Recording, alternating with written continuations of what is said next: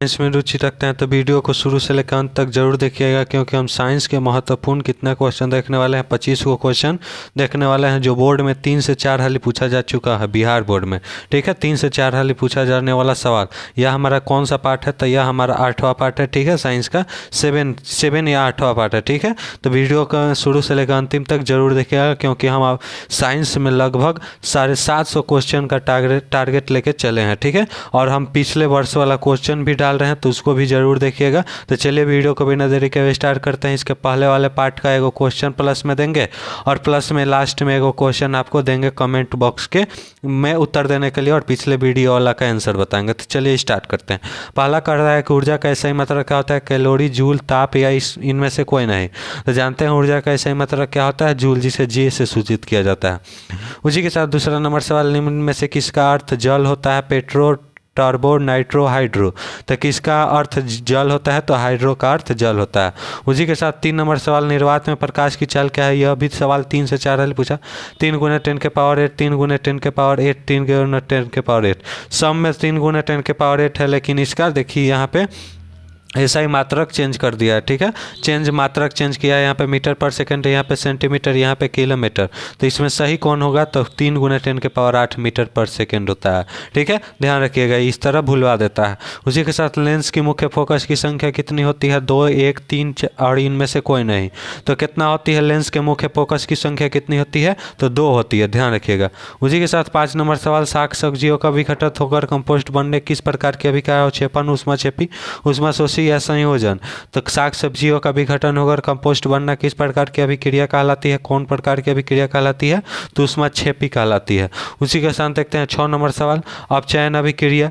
ठीक है, इसको देखते हैं सवाल को 5 नंबर का। हाँ, सही है। ठीक है, उसके बाद 6ठा नंबर सवाल देखते हैं, अपचयन अभिक्रिया वह है जिसमें ऑक्सीजन का योग, हाइड्रोजन का वियोग, इलेक्ट्रॉन का त्याग, या इसमें से सभी। ठीक है, तो उपचयन अभिक्रिया वह है जिसमें क्या होता है? तो जिसमें क्या होता है? सभी होता है। ऑक्सीजन का योग भी होता है, हाइड्रोजन का वियोग होता है यानी टूटता है, और इलेक्ट्रॉन का त्याग होता है। ठीक है, उसी के विद्युत अपघटन में इलेक्ट्रॉन मुक्त होते हैं नोड पर, कैथोड पर, या दोनों पर। ठीक है, तो विद्युत अपघटन में इलेक्ट्रॉन मुक्त होता है, किस पर मुक्त होते हैं विद्युत अपघटन में? तो एनोड पर होते हैं। ठीक है, ध्यान रखिएगा। उसी के साथ 8 नंबर सवाल देखते हैं। 8 नंबर, शक्तियां श्रेणी में सबसे अधिक क्रियाशील धातु Au, सोडियम, Hg यानी पारा, और कॉपर। ठीक है, ये यू मतलब क्या होता है? तो Au मतलब सोना होता है। ठीक है, Ag मतलब चांदी होता है। तो सक्रियता श्रेणी में सबसे अधिक क्रियाशील धातु कौन सा है निम्नलिखित में से? जो दिया है तो सोडियम है, जिसका संकेत Na होता है।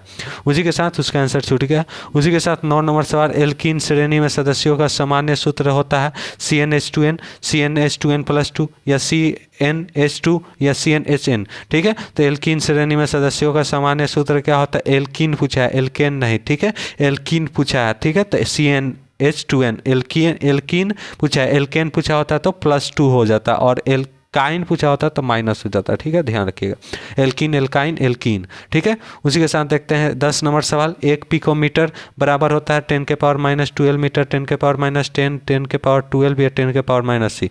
यह सब क्या है? पावर में। ध्यान रखिएगा, टाइपिंग में ऊपर नहीं चढ़ता है, तो इस कारण इसको सीधा कर दिया गया है। तो 10 का हमारा सही जवाब हो जाएगा पहला, यानी 10⁻12 होता है 1 पिकोमीटर बराबर। उसी के साथ 11 नंबर सवाल, निम्नलिखित में से नर युग्म कौन सा है? शुक्राणु, अंडाणु, योनि या फिलोपियन नालिका। तो नर युग्म कौन सा है? तो नर युग निम्नलिखित में से कौन है? तो शुक्राणु। और यह सब क्या है? तो यह स्त्री है। ठीक है, मादा है।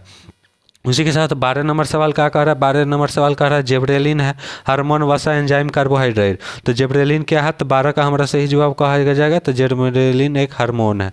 उसी के साथ 13 नंबर सवाल, पादप में फ्लोएम उत्तरदायी है जल संवहन, भोजन संवहन, एमिनो अम्ल संवहन या ऑक्सीजन का संवहन। तो पादप में फ्लोएम काथी के लिए उत्तरदायी है? तो भोजन संवहन के लिए है। ठीक है, और जाइलम किसके लिए है? तो वह जल के लिए है। ठीक है, पत्तियों का मुरझाना किस हार्मोन के कारण होता है? ऑक्सीन। देखते हैं और नीचे, ऑक्सीन, जिब्रेलिन, साइटोकिनिन या एब्सिसिक अम्ल। तो पत्तियों का मुरझाना किस हार्मोन के कारण होता है, तो पत्तियों का मुरझाना एब्सिसिक अम्ल के कारण होता है, ध्यान रखिएगा।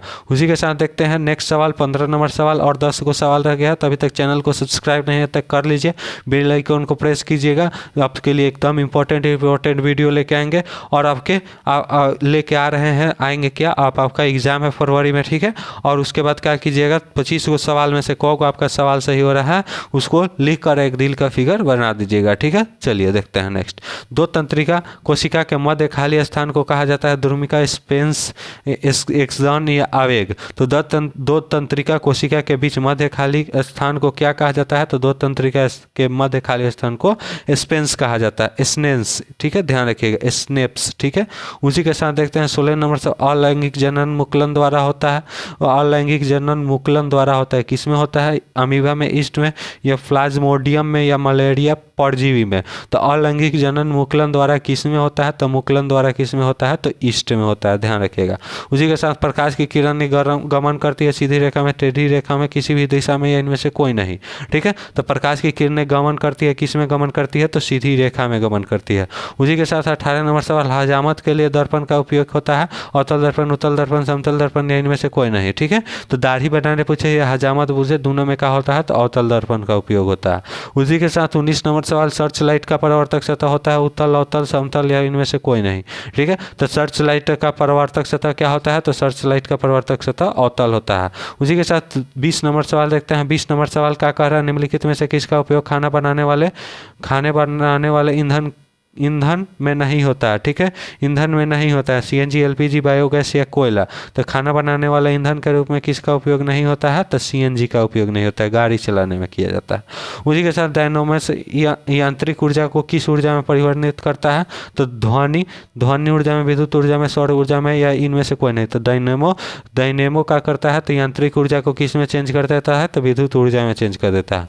उसी के साथ 22 नंबर सवाल, घरों में विद्युत दुर्घटना के कारण क्या होता है, तो विद्युत के दुर्घटना के कारण फ्यूज तार होते हैं, या शॉर्ट सर्किट होते हैं, उस धारा प्रवाह होते हैं, कि इनमें से कोई नहीं होते हैं। तो घरों में विद्युत दुर्घटना किसके कारण होता है, तो किसके कारण होता है, ध्यान रखिएगा, शॉर्ट सर्किट के कारण होता है। उसी के साथ 23 नंबर सवाल, आंख व्यवहार होता है अवतल दर्पण की तरह, उत्तल लेंस की तरह, समतल दर्पण के कारण, या इनमें से कोई नहीं। तो आंख व्यवहार कैसा करता है, तो आंख में कौन सा लेंस होता है, तो उत्तल लेंस होता है, ध्यान रखिएगा।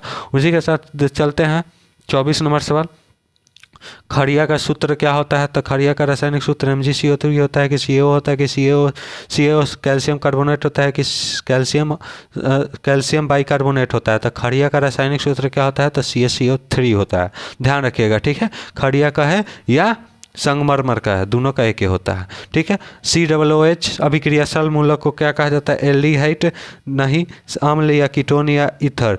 तो COOH को क्या कहा जाता है, तो अम्ल कहा जाता है, कीटोन का CO होता है, ध्यान रखिएगा, ठीक है। मिलते हैं नेक्स्ट वीडियो में, तब तक के लिए ओके बाय। अभी देखते हैं, अभी ओके बाय नहीं करेंगे, 25 को सवाल हो गया, कमेंट बॉक्स में जरूर बताइएगा। पिछला वीडियो वाला एक क्वेश्चन देख लेते हैं, ठीक है। तो पूछ रहा है कि मानव हृदय में कोष्ठकों की संख्या कितनी होती है, 2, 3, 4 या 5, ठीक है। तो कितना होती है, तो 4 गो, क्यों, तो 2 गो बायालीन, 2 गो दायालीन, ध्यान रखिएगा। आज का हमारा कमेंट क्वेश्चन वाला कौन सा है, 47 डाला गया यहाँ पे क्वेश्चन होगा, ठीक है, ध्यान रखिएगा, वो टाइपिंग में मिस्टेक हो गया। किसी भी अम्ल का विलयन, किसी भी अम्लीय विलयन का pH मान होता है 7 के बराबर, या 7 से अधिक, या 7 से कम। इसका आंसर आपको कहाँ देना है, कमेंट बॉक्स में जरूर से जरूर देना है, ठीक है, जिससे पता चले कि आपका एग्जाम की तैयारी कैसे चल रही है। और इसका आंसर आपको कहाँ मिलेगा, तो इसको आंसर अगले वाले पार्ट में मिलेगा, तो उसको भी जाके देख लीजिएगा, क्योंकि हम रोज़ एक ही को वीडियो डालते हैं। अगर आप लेट से देख रहे होंगे तो जाके देख लीजिएगा 2-3 दिन बाद। अगर आप रेगुलर देख रहे हैं तो उसके लिए आपको वेट करना पड़ेगा, ठीक है। कमेंट जरूर कीजिएगा। मिलते हैं नेक्स्ट वीडियो में। चैनल को सब्सक्राइब नहीं किया तक कर लीजिए, और बेल आइकन को प्रेस कर लीजिए, क्योंकि हर एक वीडियो आपको एकदम सटीक नोटिफिकेशन के द्वारा मिल जाएगा। तो मिलते हैं नेक्स्ट वीडियो में, तब तक के लिए ओके बाय।